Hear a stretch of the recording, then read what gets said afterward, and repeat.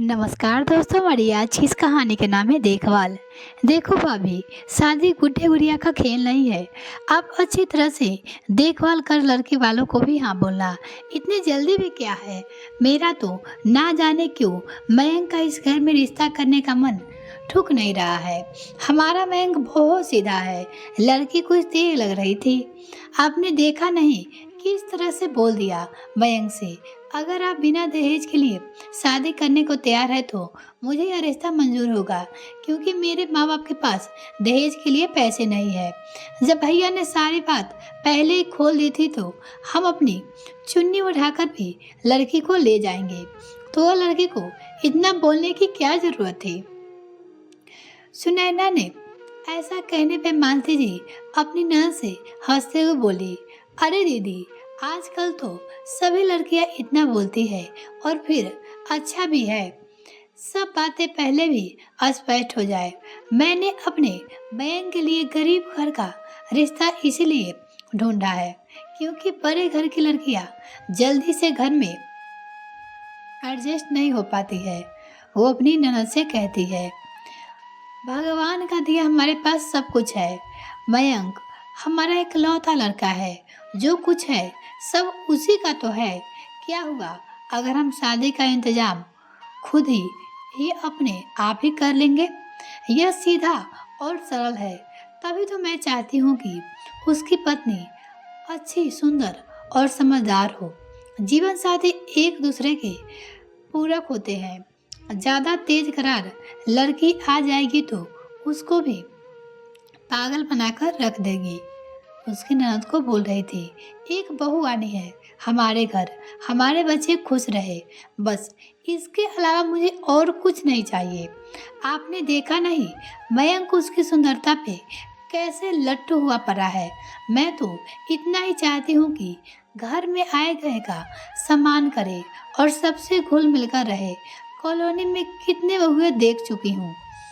और वो बोली, क्योंकि वो अपनी बहू बेटे के लिए लड़के देखने गई थी।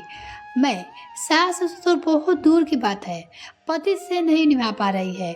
हमारे बराबर वाले घर में भी बेटा बहू के लड़ने की बहुत आवाज़ आती है, और जबकि दोनों की शादी को भी 6 महीने हुए हैं। बहुत दहेज लेकर आई थी अपने साथ, और अब चाहती है कि ससुराल वाले उसकी मुट्ठी में रहे।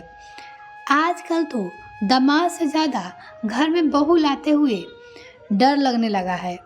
वो अपनी ननद से खोल रही थी, उसकी दहेज की कोई मांग नहीं थी। जरा जरा सी बात पे पुलिस की धमकी दे देती है। यही सोचकर तो मैं निर्णय लिया था कि अपने बेटे के लिए किसी गरीब घर की लड़की की लेकर आऊंगी। 2 दिन पहले ही तुम्हारे भैया के दोस्त ने इस लड़की के बारे में बताया था, तभी तो मैंने आपके और जीजा जी से उस दिन तुरंत आने के लिए फ़ोन किया था। मुझे उसी से शादी अपने बेटे को करनी है। दरअसल मयंक के मम्मी पापा और बुआ कल ही उसके लिए सीमा को देखकर आए हुए थे, और मालती जी और रजत के संतुष्ट होने पर भी सुनैना का मन हुआ, यानी उसकी ननद की सीमा से शादी करने का नहीं था। रिश्ता करने के लिए नहीं मन मान रहा था। उसने अपने भाई से कहा भी, रिश्ता हमेशा बराबर बलस में ही होना चाहिए। वो अपनी भाई से बोली, ताकि उससे शादी ना हो। आपकी बहन बहुत दूर की सोचती है। भाई साहब, एक बार विचार जरूर कीजिएगा उसकी बात पे। जरूरी नहीं है कि गरीब घर की लड़की है तो संस्कार भी हो। कभी कभी जो दिखता है वो सही नहीं होता। शायद जो देख पा रही है वो आप नहीं देख पा रहे हो। उसकी अपने भाई से बोली, फिर भी आपको जो उचित लगे आप वही करें। वैसे भी जोरिया तो ऊपर वाले बनाता है, हम तुम कौन होते हैं बनाने वाले। सुनैना के पति बोले अपनी बहन से। 15 दिन बाद मयंक की रिंग सेरेमनी की शानदार तरीके से एक होटल में हो जाती है। सारा खर्चा भी मयंक के पापा ने ही किया था। मयंक अमीर घराने से थे। 15 दिन बाद ही शादी का मुहूर्त होने के उन्होंने फैसला किया, वो कल ही होने वाली बहू को उसकी पसंद की सारी साड़ियाँ और ड्रेस दिलवा देंगे। गहने भी उसी की पसंद के हो जाएंगे तो अच्छे रहे। वो उन्होंने सोचा। अगले दिन साड़ियाँ और गहने की खरीदारी भी हो जाती है। यहाँ तक कि शादी में पहनने के लिए भी लड़के के भाई बहन और माँ बाप का लड़की के लिए उसका बिल भी उन लोगों ने ही मयंक के पापा को पकड़ा दिया। बात पैसे की नहीं थी, लेकिन अजीब सा लग रहा था। आज पहली बार मालती जी को भी वो लोग कुछ लालची से लगे थे, क्योंकि वो अपने बिल भी मयंक के पापा को भरने के लिए पकड़ा दिए थे। सुनैना का मन शांत नहीं था, इसलिए मन ही मन उसने फैसला किया कि एक दिन मैं बहू से मिलने के बहाने अचानक से उसके घर चले जाऊंगी। अपनी भाभी को भी इसके लिए मना दूंगी। लिया था सुनैना ने।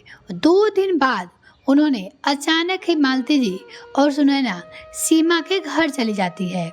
बाहर का दरवाजा खुला होने के से अंदर भी चली गई थी। वो अचानक बिना बताए ही सीमा के घर गए थे। संयोग से उस समय उन्हीं की बातें चल रही थी, यानी शादी की। सीमा के पापा सीमा से कह रहे थे, अच्छा लड़का है, फंसा लिया है तूने सीमा। तेरे साथ साथ हमारी भी गरीबी दूर हो जाएगी। वो तुझे पे अभी से ही फिदा है। हाँ पापा, आप फिक्र मत करो। सबसे पहले तो उसके माँ बाप का ही पत्ता काटूंगी मैं। देख लेना, 1 साल में ही वृद्धाश्रम ना भिजवा दिया तो आगे की बात बिना सुने ही मालती जी और सुनैना वापस अपने घर चली गई। उन्होंने वो पूरी बात सुन ली और जाकर सारी बातें अब मयंक और उसके पापा से बताई तो उनको पैर के नीचे से जमीन खिसक गई। उसे यकीन ही नहीं हो रहा था कि ये सभी उसके मन में बातें चल रही थी, क्योंकि वो लोग लालची थे। उसी समय उन्होंने सीमा के घर वालों को फोन कर रिश्ते के लिए मना कर दिया। पैसा का तो नुकसान तो बहुत हुआ, लेकिन घर बच गया शादी होने से। सुनैना बोली, देखा भैया, मैं बिल्कुल सही कह रही थी। मेरा ऐसा मानना बिल्कुल भी नहीं है कि हर गरीब लड़की की ऐसी ही होती है, कुछ सही भी होती है। पता ना महंग आने वाले समय में कैसी लड़की मिले, लेकिन देखती आंखों से मक्खी नहीं निगली जाती ना। मालती जी माथा पकड़े और बैठ गई और सोच रही थी, अगर सीमा घर की बहू बनकर आ जाती तो क्या होता। चलो फिर थी, वो सोच रही थी कि समय रहते शादी कैंसिल हो गया। जान बची तो लाखों पाए, लौट के वृद्ध घर को आए, वो सोच रही थी। यह कहानी आपको कैसी लगी कमेंट सेक्शन में लिखना ना भूले। वीडियो को देखने के लिए बहुत बहुत धन्यवाद। अभी तक चैनल को सब्सक्राइब नहीं किए तो प्लीज़ सब्सक्राइब कीजिए, साथ ही बेल आइकन प्रेस करें ताकि मेरी आने वाली वीडियो का नोटिफिकेशन सबसे पहले आपको मिल सके। इसी तरह का वीडियो देखने के लिए जुड़े हमारे साथ बहुत बहुत धन्यवाद।